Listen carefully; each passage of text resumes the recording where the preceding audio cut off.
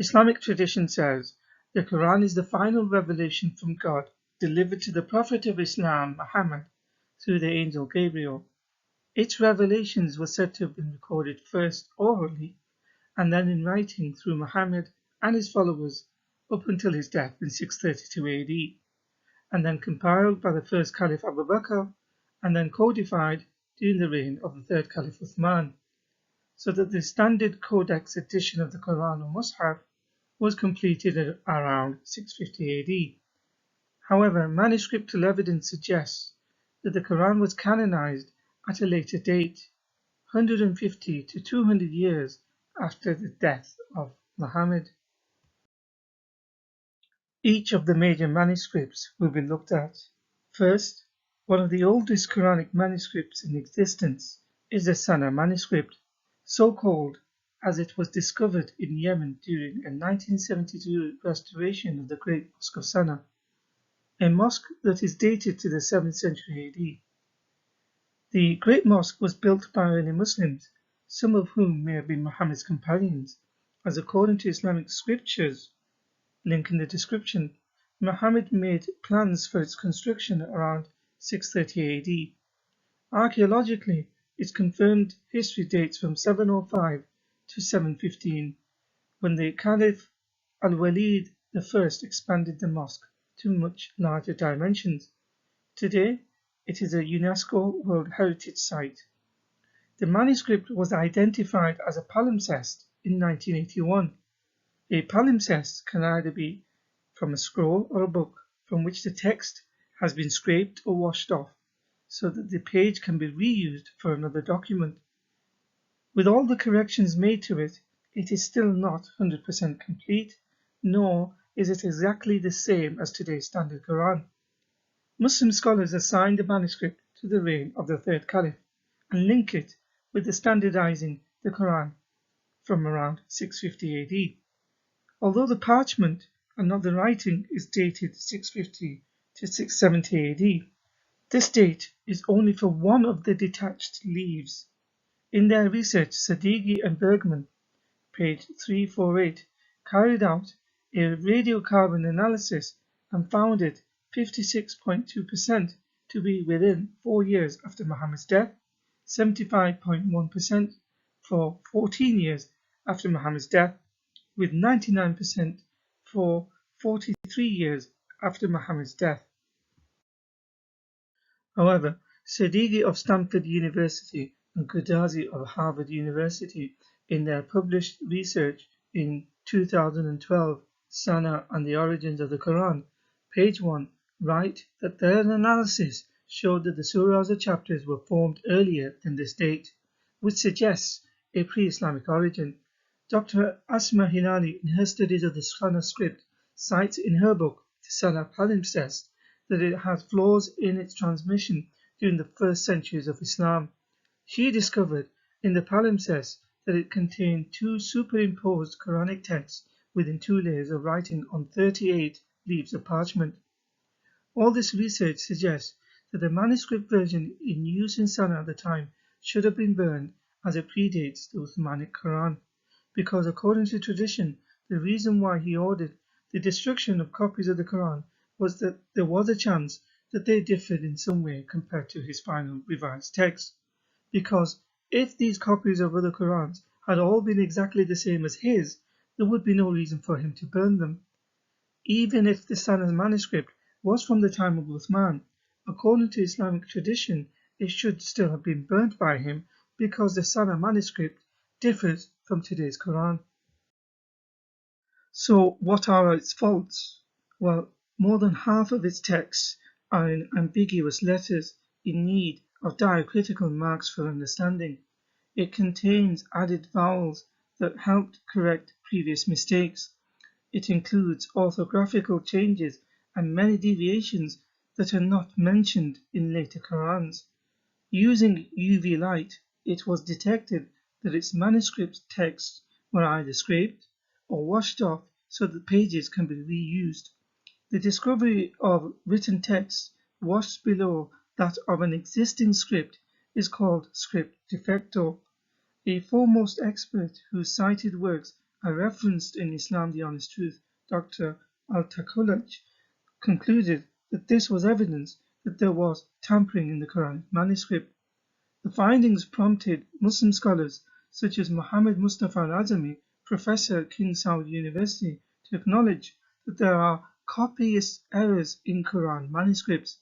He said, in the history of the Quranic text, from revelation to compilation, a comparative study with the Old and the New, quote, that there are over 250,000 manuscripts of the Quran scattered all over the globe. When comparing them, it is always possible to find copying mistakes here and there. This is an example of human fallibility and has been recognized as such by authors who have written extensively on the subject of unintentional errors. To give an illustration, here are just some examples of major variants in the Sana palimpsest taken from just a couple of verses. Quran 2196, the words your heads, ru'usakum, is missing from the manuscript which is found in today's reading. In the same verse, it has the word should any one of you in the manuscript instead of if any of you. Again, in the same verse, the words arms, sadaqah, is missing from the manuscript. For Quran 2:201, the word hasanatan, which means good, is missing from the manuscript. This also shows that the differences in the Quran are more than just dialect and pronunciation. In Al-Mushaf al-Sharif attributed to Uthman bin Affan, both Sunni Muslim professors Dr. Tayyar al-Takulaj and Dr. Ikmaluddin Ihsanoglu carried out extensive research on other Quranic manuscripts. About the Topkapi manuscript, they say it is not Uthmanic as was previously thought. It is dated to be around mid-8th century, and it contains 2,270 consonantal differences from today's Quran, and 22% of the Quran is missing when compared to today's Quran. These two professors also studied other scriptures such as the Samarkand manuscript in Tashkent. For several years prior to the Sana manuscript, it was thought to be the oldest copy of the Quran in existence, traditionally considered to be one of a group commissioned by Uthman himself. It too was found to be dated to around early to mid-8th century. It also contains undisciplined spelling in textual writing styles, indicating a multiplicity of scribes, scribal and copyist mistakes, and written by someone with little experience. It also contains later additions and goes only to chapter 43, with a staggering 66% of the Quran missing when compared to today's Quran. For example, when the modern Egyptian Standard Edition is compared to the Samarkand Quran, it shows the human errors that were corrected when the current Egyptian edition was made. The same human corrections, additions, and manipulation is also applicable for other manuscripts. For the sake of brevity, here are just a few examples of the corrections made to the manuscript when compared to the modern standard copy. The Tashkent manuscript of Quran chapter 20 verse 3 is without the letter Noon, but the modern version includes it. The Tashkent manuscript of Quran chapter 36:20 is missing the letters Ya and Noon, which the modern version has. The Tashkent manuscript of Quran chapter 36 verse 21 is missing a letter Mim, which the modern version has. In the Tashkent manuscript, the form for letters Fa or Qaf is present in Quran chapter 19 verse 72, whereas the letter Noon occurs in the modern versions. The Tashkent manuscript of Quran chapter 20 verse 108 is without the letter Sin, which is in the modern version. In the Tashkent manuscript of Quran 769, there is a letter Sin, whereas in the modern versions have the letter Sod. The Tashkent manuscript of Quran 2079 has the letter Noon, whereas the modern version has the letter Ya. In the Tashkent manuscript of Quran 38:26, it is without the letter Ya, whereas the modern version has it. There is an extra Ya in Quran 2:15 in the modern Arabic Quran, which is not found in the Tashkent manuscript. The Tashkent manuscript of Quran 1883 has the letter Mim that was replaced by the letters Nun and Ya in the modern version. The pronoun huwa, he, is present in the Tashkent manuscript of Quran 2:284, whereas the modern Arabic version has the word Allah, thus a whole new word has been added to the verses. In the modern version of Quran chapter 2 verse 57, the word alaykum, on you, appears, which is not in the Tashkent manuscript, but a small portion remains in the margin where it was sought to add it. In the Tashkent manuscript of Quran chapter 6 verse 11, the letter Lam precedes the letter Mim, making the word not, whereas in the modern version a letter Tha is in its place, making the meaning of the word then. In the Tashkent manuscript of Quran 7:27, there are the letters Mim and Nun, making the word from, which is missing from the modern Arabic version. In the Tashkent manuscript, an alif letter is in Quran 5:99, which was replaced in the modern Arabic version with the letter Ya. In 2009, Dr. Tayyar Al-Tukalach studied the Al-Husseini manuscript in Cairo. Again, he found it to be not Uthmanic, as it dates from early to mid-8th century, and again, it contains major differences from today's Quran. Dr. Al-Tukalach studied the Paris manuscripts and found it also to be from the 8th century, that it too had corrections to the text, that it disagrees with the modern standard Quran in 93 places, that its handwriting suggests that there were at least 5 different copies and was later modified with erasures and additions. A staggering 74% of the Quran is missing from today's version. Often touted as being Uthmanic, the Tübingen Quran manuscript pictured here on the right, according to a foremost expert, Dr. Alba Fideli, in her research relevance of the oldest Quranic manuscripts, attributed this particular manuscript to the 8th century AD. She also comments upon some of the variants, such as dots added onto the script, including other later additions and deletions made to the script. Also, it is not the full Quran, as it constitutes only about 26.2% of the total text of the Quran of today. In 2015, there was the discovery of Quran parchments at Birmingham University. Carbon dating of the pages put it between 568 to 654 AD, making them the oldest fragments of the Quran found thus far. However, the problem is that they are only fragments with only 2 pages discovered and containing only parts of surahs 18 to 20. Clearly, this is not the entire Quran.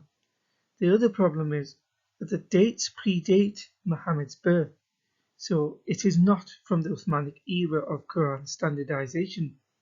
All this adds further uncertainty about how the Quran emerged, such as could Muhammad and his early followers use a text that was already in existence, taken from Jewish or Christian readings or from pre-Islamic poetry.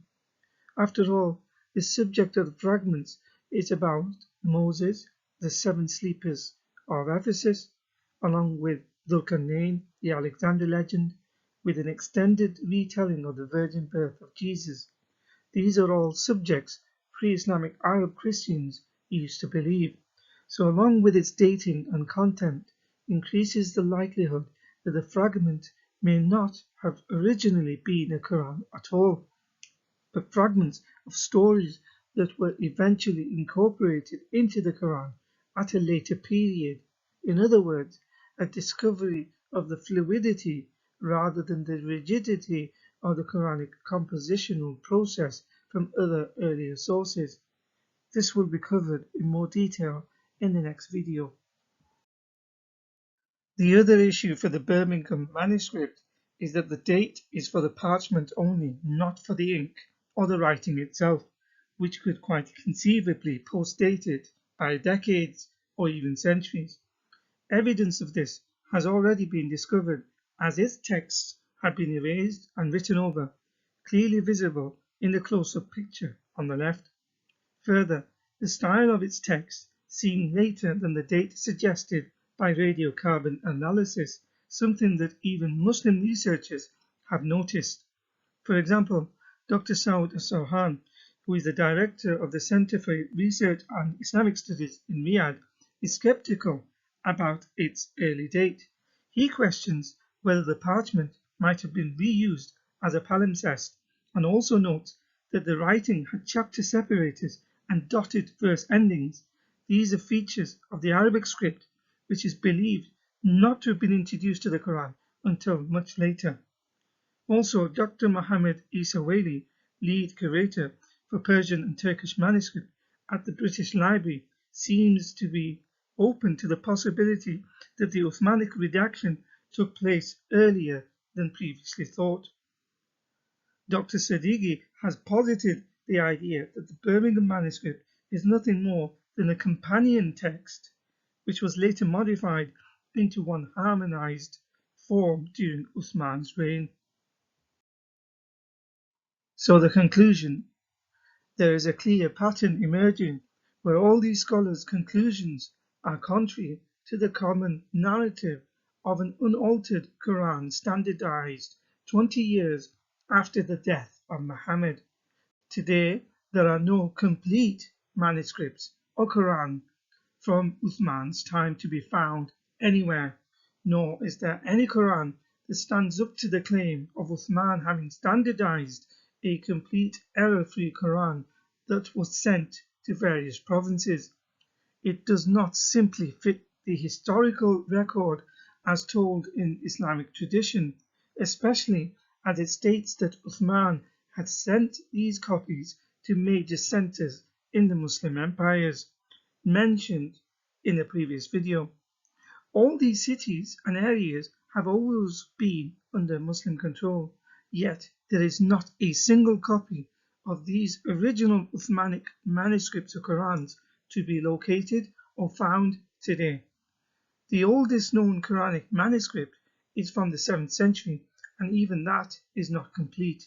Furthermore, the Quran has undergone continual change ever since until more recent times. The term complete is emphasized because today's Quran is claimed by Muslims to be complete. But how is it possible to get to today's complete Quran from incomplete manuscripts? Memory is an imperfect system of record and preservation, as already evidenced from past videos. Notwithstanding the many Quran variants issue and companions with their own unique versions of the Quran that differs from today's Quran.